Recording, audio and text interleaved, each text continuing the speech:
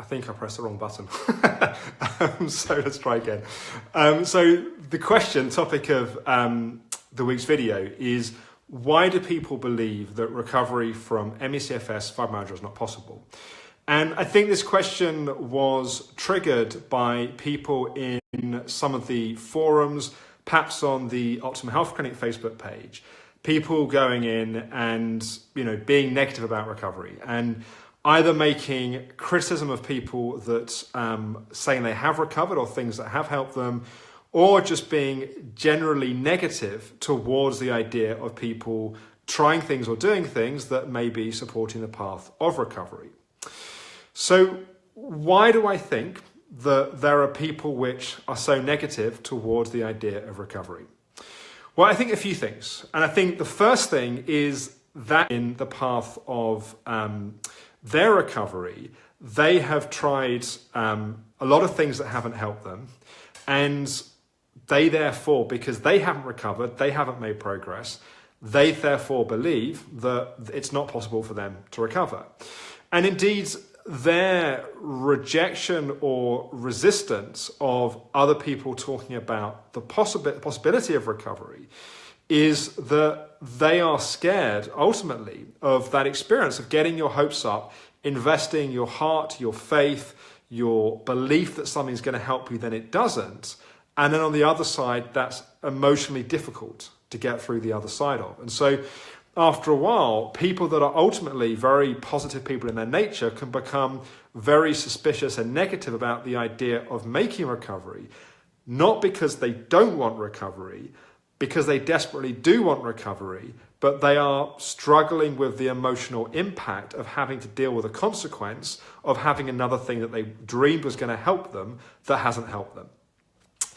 Another piece of this is, of course, there's lots of stuff out there in the medical world of negativity around recovery as well. And you kind of have this very odd thing where there's parts of the medical world which will still be cynical about the legitimacy of people that have ME CFS, which frankly seems bonkers in 2018. But nonetheless, that's some people's position, despite all the pieces around World Health Organization, NICE guidelines, and all the kind of key places recognizing the validity of the illness.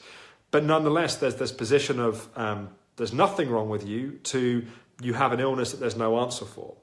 And both of those are a fairly arrogant perspective. In fact, in some ways, it's the highest level of arrogance to say, either there's nothing wrong with you because I can't find anything wrong with you, or there's something wrong with you and because I don't have the answer or my medical model doesn't have the answer, that means there's no answers. So those kind of belief systems that exist in the medical world also, of course, feed society's perspectives, and they feed the perspectives of people that are affected by this group of illnesses. So that's another factor. I think to take the question a bit further, do I believe that everyone can make a full recovery? The honest answer is no. Do I believe that the majority of people can make significant improvements? Yes. Do I believe that lots of people can make full recoveries? Yes.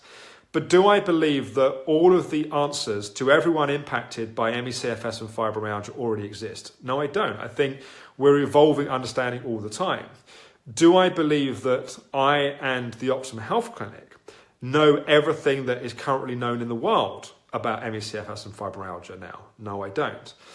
And I think it's sometimes a difficult place for people to accept that they want to have this belief that someone's got all the answers and I've got to go to that place because they're going to have everything that's needed to fix me. And yet we all know that no one has all of the answers. What it is a jigsaw of lots of different pieces. And sure, we've spent the last 13, 14 years or whatever it is now, getting as many pieces of that jigsaw as we possibly can, having worked with literally thousands of people in over 40 countries around the world. And a lot of answers have come from that. And a lot of clarity has come from that. A lot of nuance has come from that, which often can be incredibly helpful in terms of explaining what's going on. And day after day, we're seeing people have significant improvements and changes in their life. But that looks different for different people in different ways. coming a bit more into the question of what needs to happen for your progress and your possible recovery, I guess that's another part of this question. Here's how I would look at it. And obviously in these Facebook Lives, there's lots of pieces that we look at. So I'm not trying to look at all the pieces that are important for recovery. But I think in terms of answering your own question, like, is it possible for you to make a recovery or indeed make progress? Especially if you're coming at it from a point of view, which I know is not where the question was coming from, but I'm kind of developing the question a bit, that if you're coming from the point of view of being cynical, of believing that perhaps you can't make progress or you can't improve, what I would say is be a scientist. What a scientist does is they define a hypothesis, they then test that hypothesis. And they test that hypothesis with neutrality. They don't test that hypothesis with going in and proving the hypothesis they want to prove. They go in and they test it, and they robustly test it. What that looks like on the recovery path is you don't get to say recovery is not possible for you and reject things that have helped lots of other people. That's not a scientific approach. Scientific approach would be, if things have helped other people, that you would at least have an open mind and curiosity to how those things may be of value and how those things might help and support you. You would also take responsibility for your own recovery. And what that would look like is recognizing that as much as it feels like, of course, this is something you've not chosen, it's not your fault, you're not to blame, you are the person that is there day to day, living in your body, living with your symptoms, ultimately making the choices in terms of whether you rest, whether you don't rest, whether you explore certain paths that might help you, whether you don't. You're the one that's making those choices day to day. And that is what empowers you to be the one to make different choices. I think it's really important to separate blame from responsibility. Often we reject responsibility because we feel we're going to have to blame ourselves. Blame and responsibility are two very different things. Blame is relevant where someone's deliberately gone and caused something to be a certain way. That's not what is happening in nearly every case I've seen of ME CFS fibromyalgia.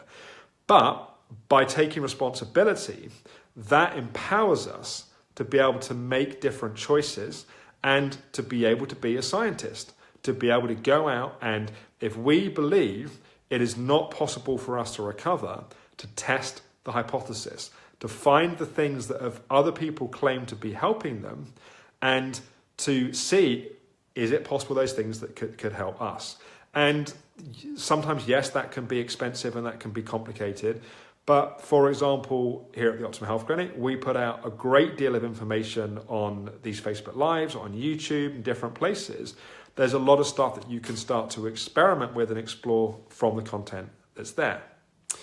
So just going back to the question, and also wanting to try and keep these Facebook Lives to around 10 minutes, just going back to the question, why do people believe it's not possible to recover? They believe it because that's been their experience, because that's what society's telling them, and because they're now taking a position and often they're not testing that hypothesis. And I've never met anyone who's tried everything.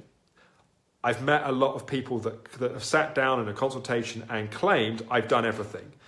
But it isn't, especially these days, there is so much that's out there. Like in overseeing thousands of patients and having had the illness myself and recovered and run the organization, I don't feel like I know anything like everything. I feel like there's a huge amount always still to learn and understand. So if I feel that in my position, a patient comes and says, I've done everything, I'm always a bit suspicious about that. What they normally mean is, I've tried a lot of things and it's been really hard and I've been disappointed a lot and I'm really scared of being disappointed more. And that's, again, being scientific about it. We have to see that for what it is, not just take the position and therefore dismiss anything else. So I hope that's been useful. Just looking back quickly at some of the comments. And just saying I've turned 40 and I've had fibromyalgia for, I think the question didn't finish. Lorraine, no one seems to understand what I go through. I'm worried that I became so ill that I can't work. Sometimes, yes, there's a period of time where we need to prioritise recovery the best we can over work, and that obviously can be challenging. And Sharon's saying that changing diet and lifestyle has helped, which is great. Angela finished, I've turned 40, I've been diagnosed with fibromyalgia, I'm exhausted, entitled, I can do so little and no one helps, I hate it. So yeah, I would just really encourage checking out, we put out a huge amount of content, Angela, that's definitely worth checking out. If you want to explore further, we do have a great information pack. We also do free 15-minute chats, which is a great way to get questions answered. So that's worth looking at. Deborah says her daughter's got ME CFS. Obviously, that's a whole other challenging situation. And that'd probably be worth us actually doing some stuff around supporting others and being a carer. That would be worth doing. Good. And Sharon's saying I'm a Reiki healer. I think it's made a big difference. That's good. I think lots of the different things help different people. It's always great when we find things that are helpful and supportive. And Helen said that how to help my 14-year-old. So yeah, maybe something around caring for others might be worth doing in the future. Again, let me know in the comments if that seems like a good idea. So thank you for watching. Feel free to send recommendations to grace@theoptimumhealthclinic.com or comment here. And I will be here same time, same place next week. Thanks for watching.